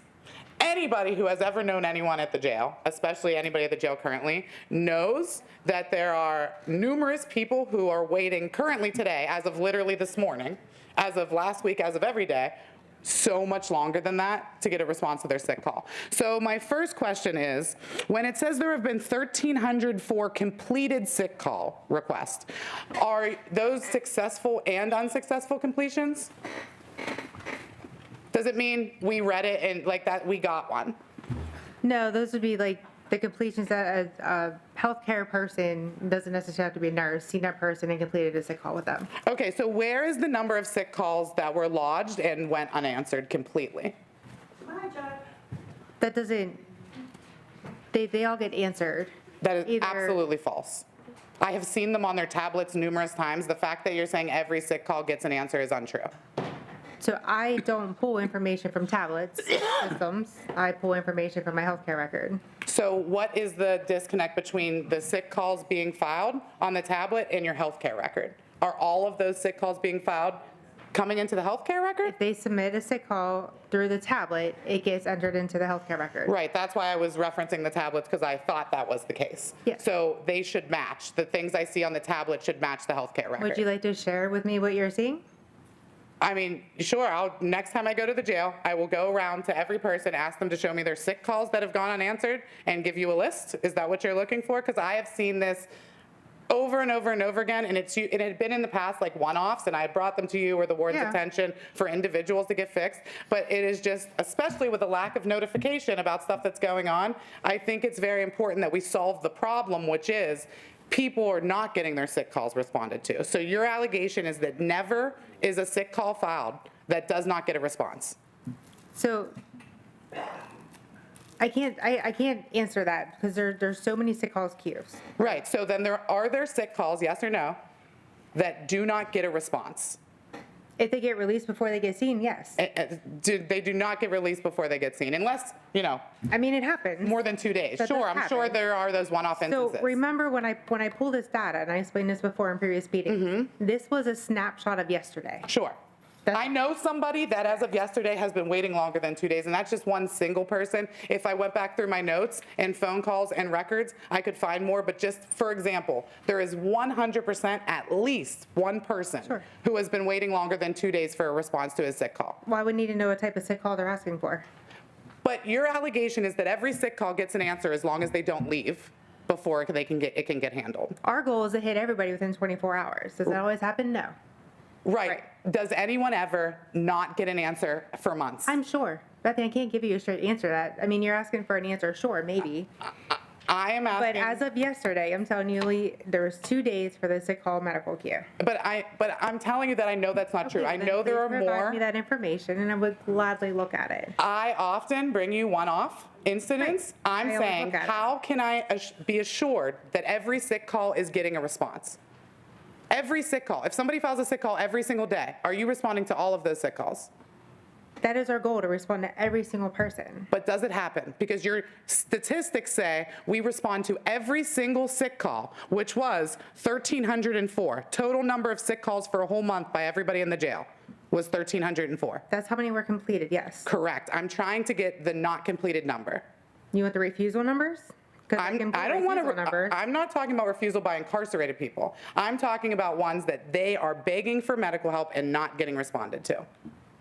I don't know why that is a difficult number to pull if you're telling me that every number from the tablet goes into your healthcare record. Why do you not have, well, I got 4,000, I completed 1,304. I will do some more digging for you for next month. Yes, please, because saying in the record that 2 days is the longest wait time for a response to a sick call, but not talking about how many people have waited months and never heard anything seems very misleading in data that is put into the record for these meetings. This is the data that you've asked for years, so this is the only data that It is I have incomplete submitted. data. It is incomplete data. We are asking for sick call information. You are not giving us sick call information. You're giving us parts of it. Can we And I move want on? the full picture. This is very important. I know, but she said she'd look into it.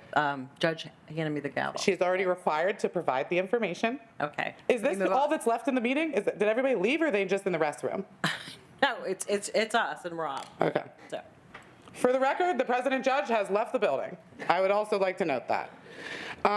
Yeah, but this is a very important thing that I thought we were getting the data, and then the more information I get, I realize we are not getting accurate data, and I'm frustrated about it.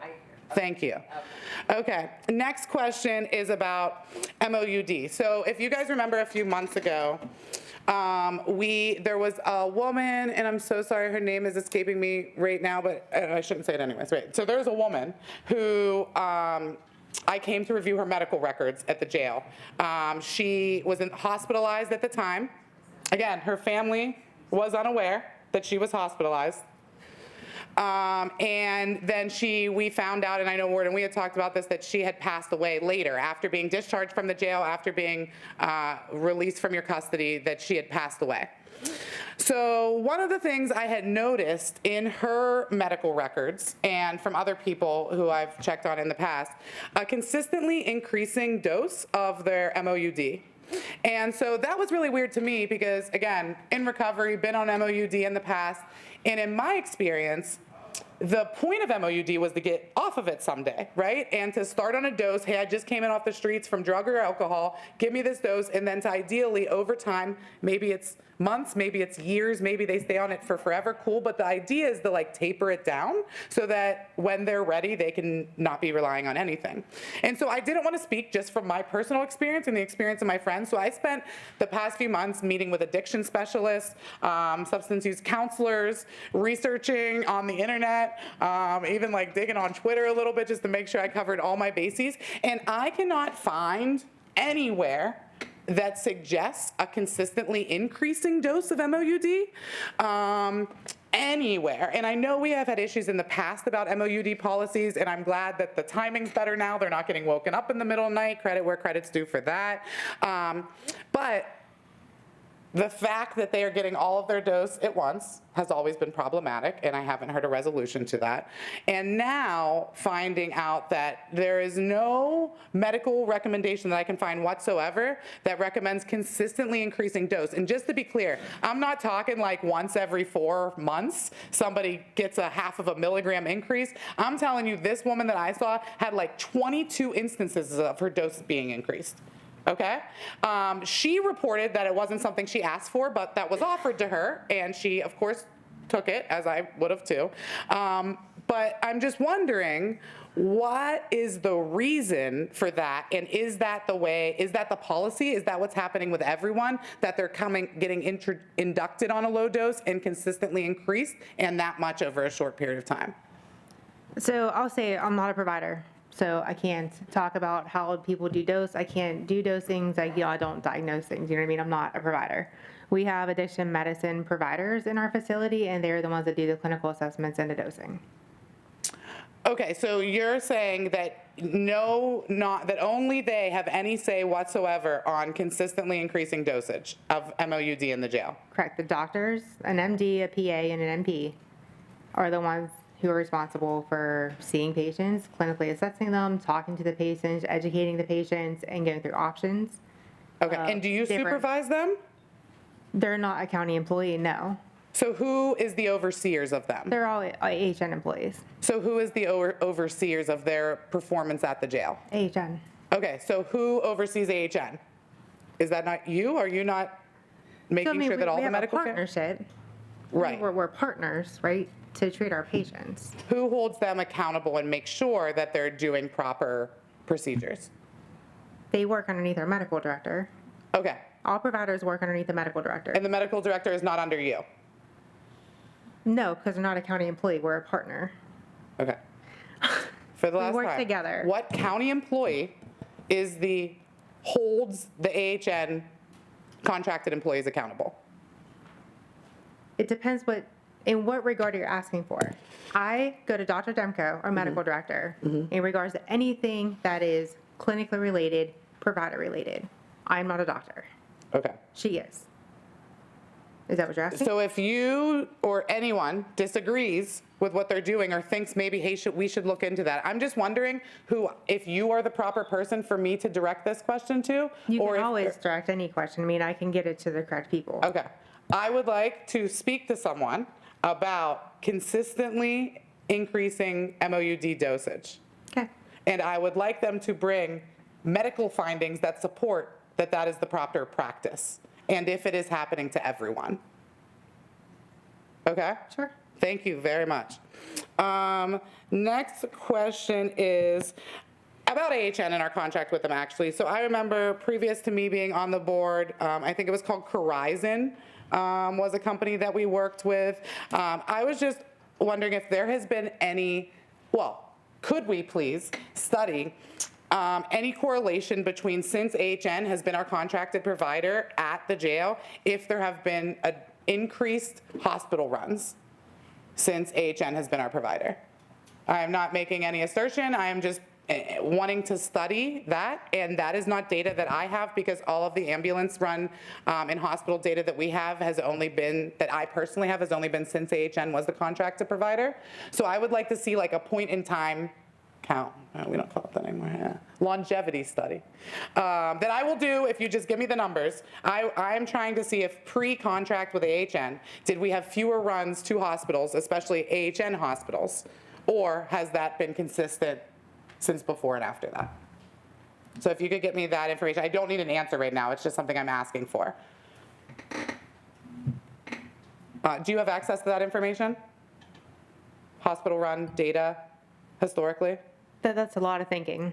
You're going back over 11 years of data. So I need to think. When did AHN take over the contract? 2015 is the county took over. When did AHN take? I'm pretty sure it was 2015. Okay.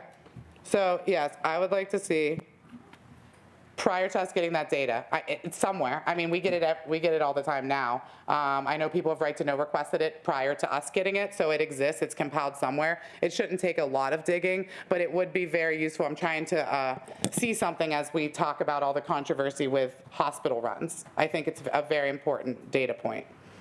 I only have 2 more questions. What? Oh, sorry. Hey, I just want to go over a couple of things that we have been noticing. Our opioid withdrawal, the severity of it, people being placed on, It's worse? It's way worse. Okay. And even since I've been here in the last 3 years, so any data we give you is not going to be indicative to what's happening in the community. Of course, I understand there are many variables. If you're asking specific questions on do we send more people out now for other reasons, I can tell you just reviewing our stuff that I'm not seeing anything that gives me indication for me to review that. Oh, so you have access to the data pre-2015? I don't know about 2015, but what I'm saying is we get daily reports from the medical staff letting us know who's out there stable, why they're out there and stuff like that. So yeah, I appreciate that. Yes, we have also seen really horrible, I don't even know if they're opioids anymore, the drugs that people are getting. I don't even think you can get real dope these days.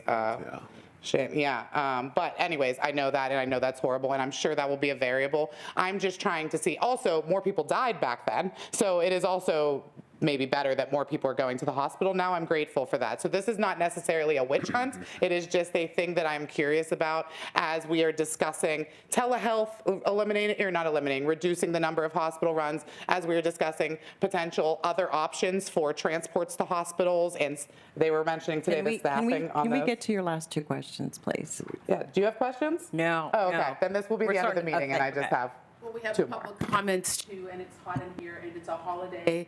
And so, yeah, we did have a 10-minute time limit at some point, but. Yeah, but I guess we don't have Take that more. into consideration while our enforcer's not here, but. Okay. Well, my next question is about unit managers. And I know that we've talked a lot about unit managers, love the system of it. But something that I was a little confused about is I thought that unit managers were only over each floor in which incarcerated people are housed. Is that not true? Yeah, there's a unit manager or two on every level. There's two on every level, so. No, there's one unit manager on level 2. There's 2 unit managers on level 3. There's 2 unit managers on level 4. There's 1 unit manager on level 5. There's 1 on 6, and there's 1 on 8. Right now, there's no incarcerated people on level 7. I am mainly talking about like intake and the kitchen. Is there a unit manager over that floor? That's a captain, Captain Greenwald. Captain Greenwald. Yeah, okay, that's what I thought. There is no unit manager over that floor. Correct. Okay, so there is no unit manager who is like dictating what happens on that floor. Correct. That's Captain Greenwald, who full trust in her to take care of that. I just wanted to clarify that, so thank you very much. The last question is, I know we had talked in the past about, I think it's 6F, the DTU, and people, the people who for rec, they're like chained to the tables, and there was like talk about changing that. Has that changed yet?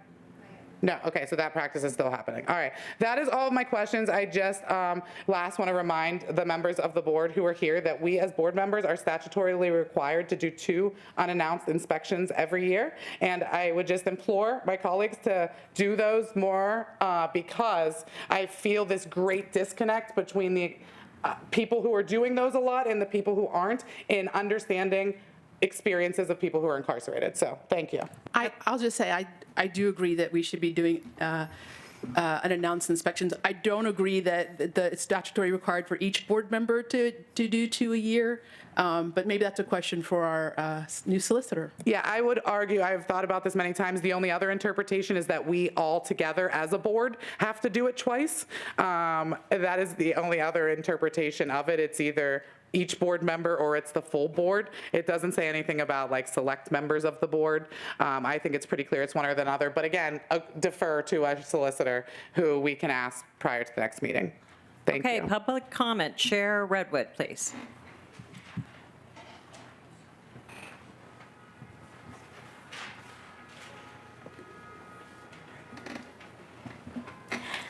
Good evening, Board and Allegheny County Jail Oversight members. My name is Mrs. Cher Redwood, and I am the aunt of Josh Bobby Wade. I have been deeply involved in my nephew's well-being for many years, helping and encouraging him to make good choices so he can succeed. Our entire family has consistently served as his support system, even during difficult times. We are grateful for Warden Trevor Wingard and his administration for allowing us a virtual visit a few weeks ago.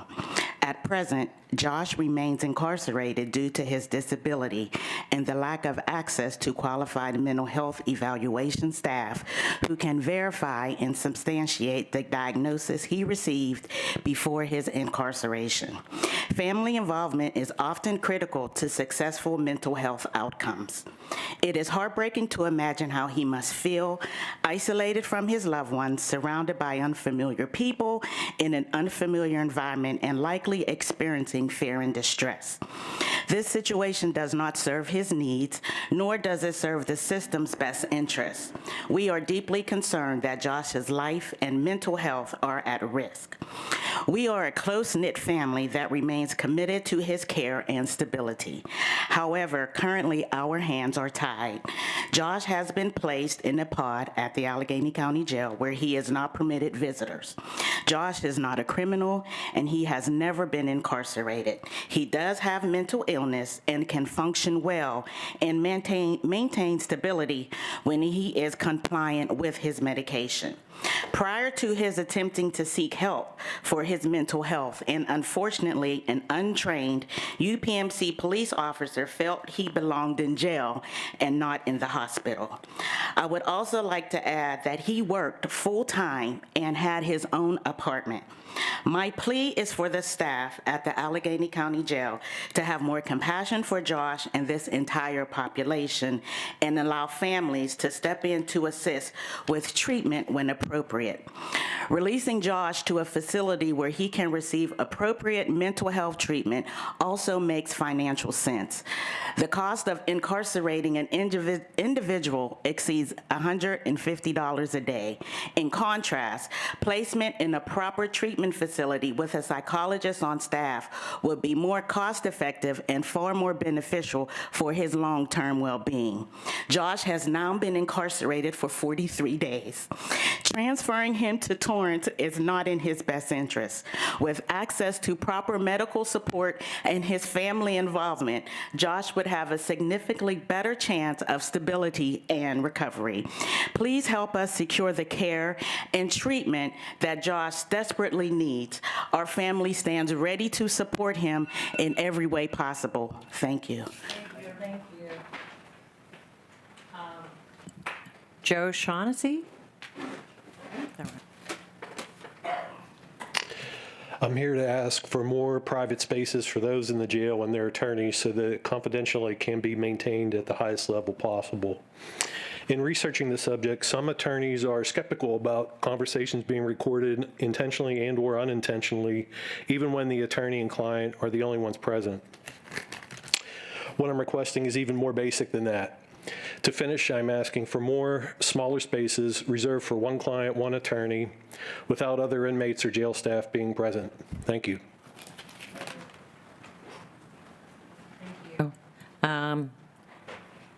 Sharon Bonavolia? Nicely done. Barb, help with that.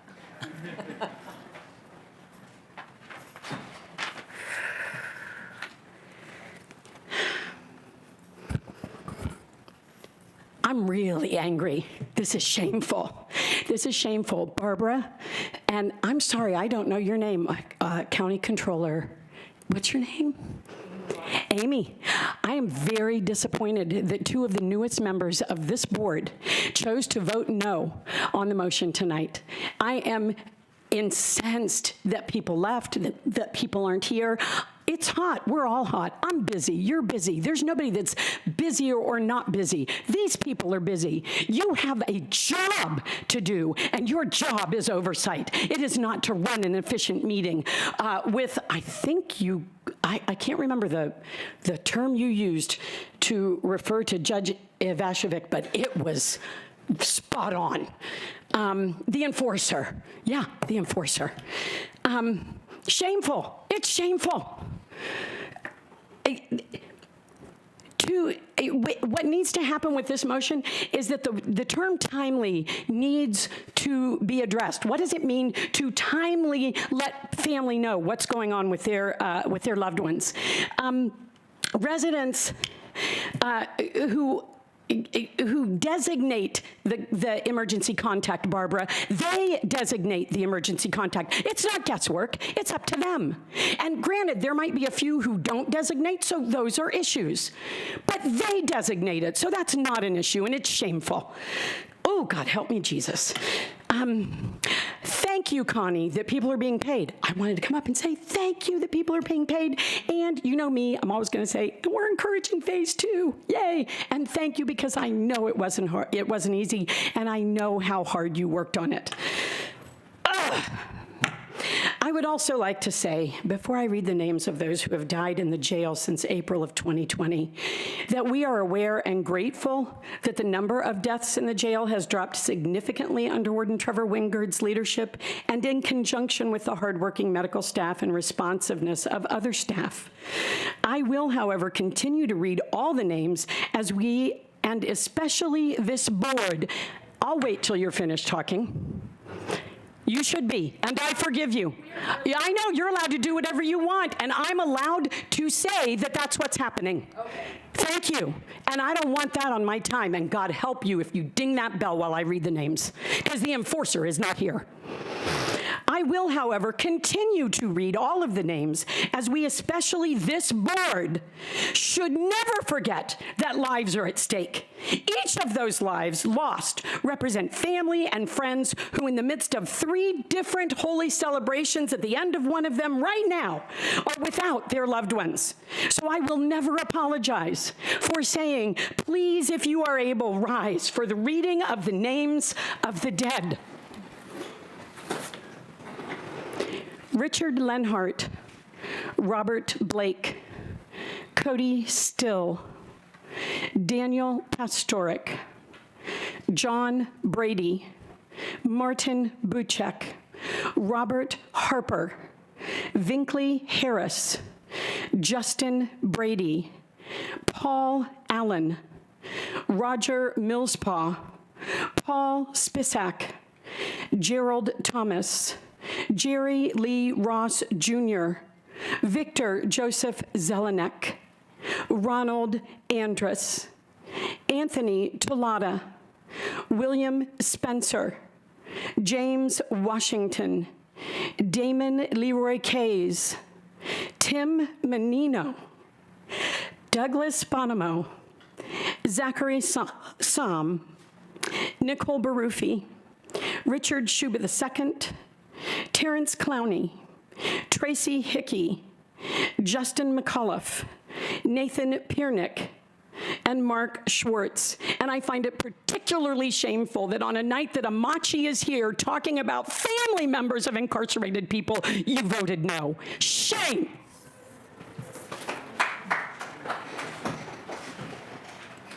John. That's the West. Okay. It's Lithuania, okay? Researchers have found that the PTSD rate of correctional officers is higher than for the military and the police. A primary reason is that correctional officers work in a confined institution where at any time they are at risk to have a hands-on physical intervention with residents. Healing the Hero is a treatment for PTSD, which is being used by our jail therapists to treat the PTSD of our residents and to treat PTSD of our first responders. What about our correctional officers who really have the highest rate of PTSD of any staff and are being denied a consideration by our county executive? Officers using the EAP program have told me that the EAP treatment has not been helpful. A landmark study was done by the Department of Justice, which examined the treatment facilities and treatment modalities for correctional officers in 7 different locations across the country. I can provide you a link to the study. What the study found is that there can be drawbacks to using a program like EAP to treat the mental health needs of our officers. The study found that officers can be reluctant to disclose, which is a key to successful treatment when the treating entity has a relationship with the employer. Officers revealing vulnerabilities can lead to an officer feeling of a lack of security concerning their job status. A second reason is the therapist's understanding of the ongoing day-to-day challenges of our officers. EAP therapists are not on site. It becomes very frustrating for an officer to spend time in a therapy session educating a therapist about what goes on in a jail that wastes valuable therapeutic time and distracts from the focus. A third important factor to consider, the study found, is the officer's innate resistance to treatment and not wanting to experience the stigma of having a mental health diagnosis from the officer's peers. A solution to all these issues is for our officers to be trained in providing the Healing the Hero treatment themselves, training the trainer. The Healing the Hero practice primarily uses disassociative and reframing techniques, which can be learned by our officers in training sessions.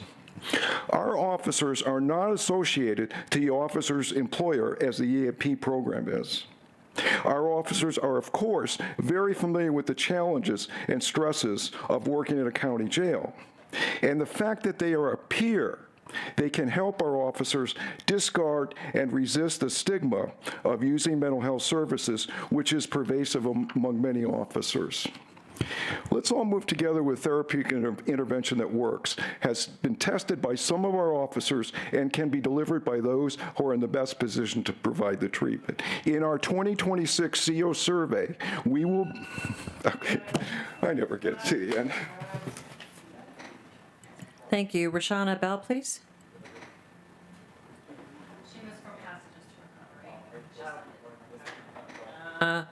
Lou Randall?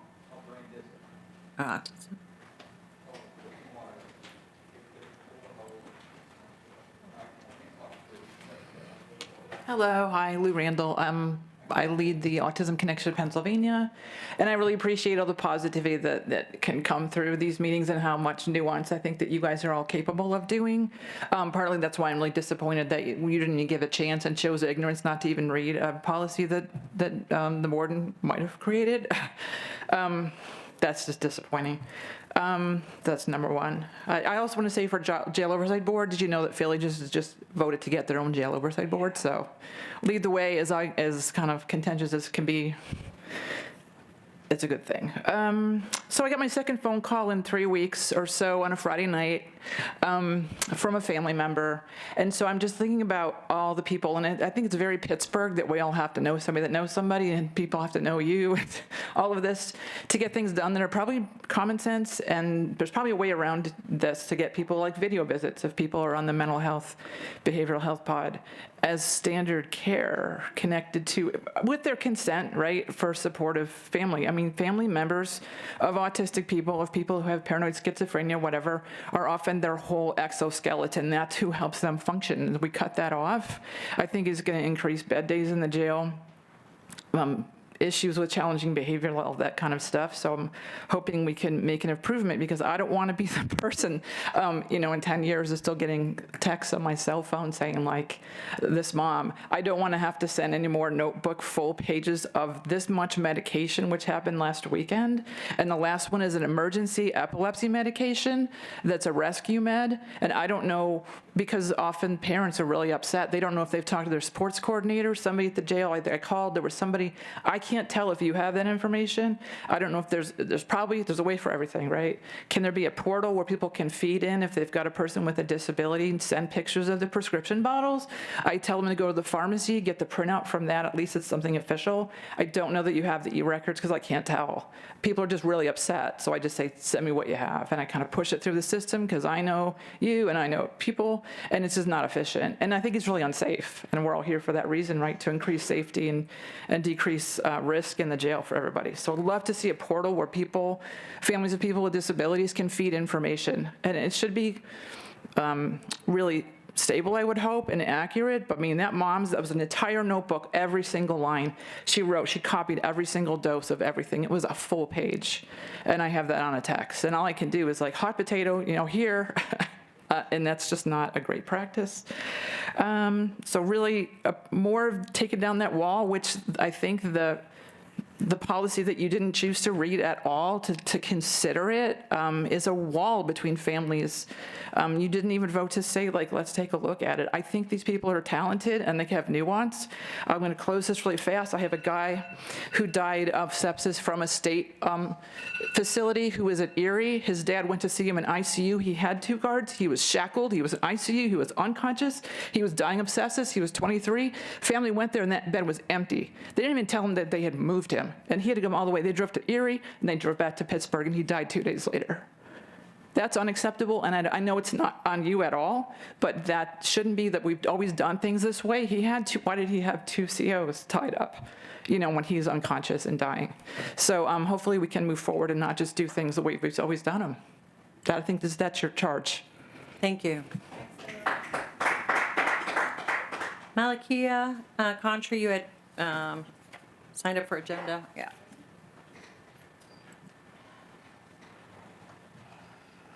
I initially was going to talk about something else, but I'm incensed as well. Thank you, Sharon. First, I can't even believe I'm getting ready to explain the definition of an emergency contact. An emergency contact is someone that you have designated to receive your important health information, and that we don't know that coming into a meeting voting about emergency contact is outrageous. We should know that. everybody isn't a lawyer. I happen to be a lawyer, but your lawyer always in criminal defense cases is getting authorization to release information signed by you because that is your job. So even if it's the lawyer who's notified, that information has already been signed to be released. So discussing that and not seeing the humanity, instead of thinking with empathy or feeling with empathy that family members don't know that their loved one is sick enough to be hospitalized, and looking past that to talk about the safety of a sheriff as though your emergency contact, when they find out that you're sick and in the hospital, is gonna come and attack a sheriff is wild. It is wild. There is no evidence to support that, and this shouldn't be a discussion. The discussion is your loved one is so ill they're in the hospital, and they list you as their contact, so we thought you should know to put you out of the misery. That is public safety. Public safety is considering a loved one in a hospital so ill that they need to be in a hospital. This just shouldn't even be a discussion. These are professionals in this room. And by the way, this isn't my job, right? My job is criminal defense. But in my sweat, in my fan, I'm still here. If it is your job, you should be here. We're not rushing through the humanity of incarcerated people living in cages and shackled in a hospital room. It is outrageous, and we need to rethink it.